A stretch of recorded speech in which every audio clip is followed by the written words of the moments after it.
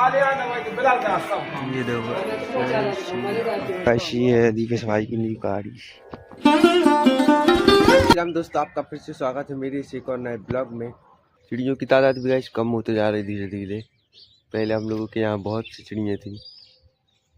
ये देखो गाइस,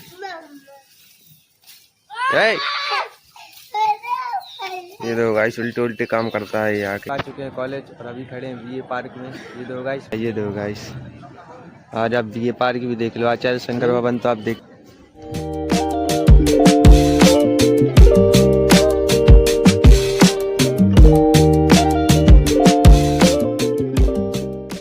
अभी कॉलेज से सीधा हम लोग आ गए बालाजी, क्योंकि हमारे दीपेश भाई ने एक नई गाड़ी ली है। अभी आपको दिखाते हैं, पहले उससे पहले आप बालाजी मंदिर देखिए गाइस।